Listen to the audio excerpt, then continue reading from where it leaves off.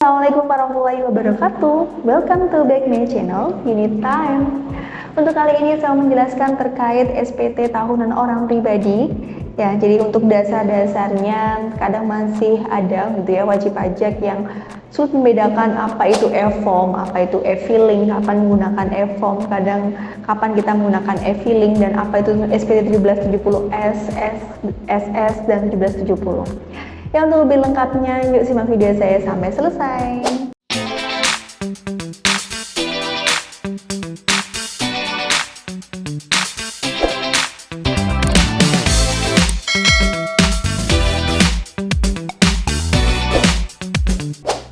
Untuk laporan SPT orang pribadi, yang pertama Anda perlu tahu adalah jenis SPT-nya. Ada 3 jenis SPT, yaitu 1770 SS, 1770 S, dan 1770. Bedanya apa? Kalau 1770 SS dan 1770 S itu diperuntukkan untuk karyawan, ya. Jadi kalau 1770 SS itu kepanjangan dari sangat sederhana. Kenapa sangat sederhana? Karena diperuntukkan untuk wajib pajak karyawan yang penghasilannya di bawah 60 juta.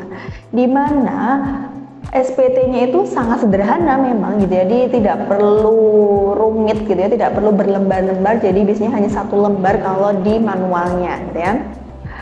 Sedangkan kalau 1770 S itu 1770 sederhana, di mana diperuntukkan untuk karyawan yang penghasilannya lebih dari 60 juta.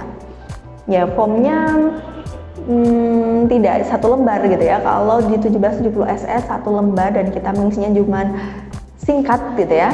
Sedangkan kalau 1770 S itu sederhana, karena sederhana tidak sangat sederhana gitu ya, maka ada terdiri dari 4 sampai 5 lembar dan kita harus merinci gitu ya untuk harta kita itu apa saja, belinya tahun berapa dan lain sebagainya.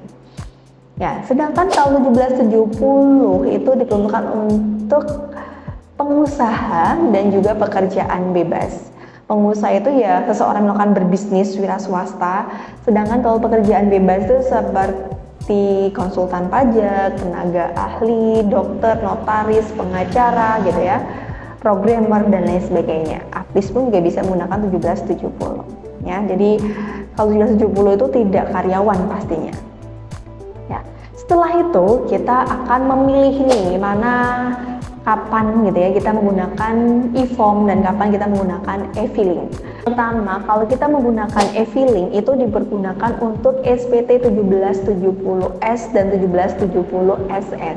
Itu bisa dikerjakan menggunakan HP saja, by HP juga bisa, atau menggunakan laptop juga nggak masalah gitu ya.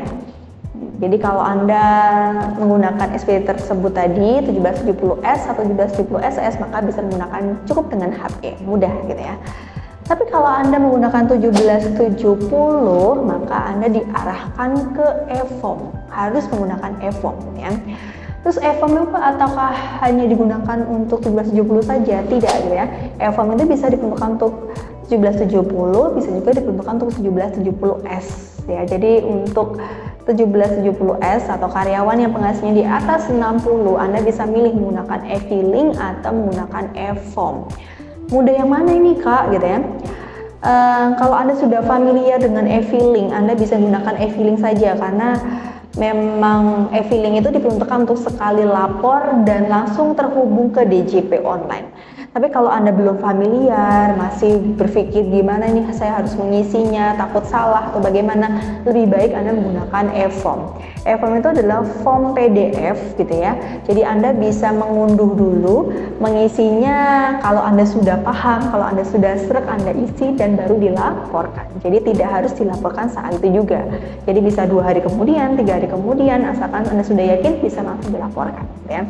Tapi kalau yang e-filing itu langsung connect ke internet, jadi kalau Anda belum yakin mending tutup aja dan tunggu beberapa hari, Anda konsep dulu, kalau sudah baru di e-filing. Tapi kalau e-form Anda bisa konsep menggunakan formulir PDF tadi gitu ya.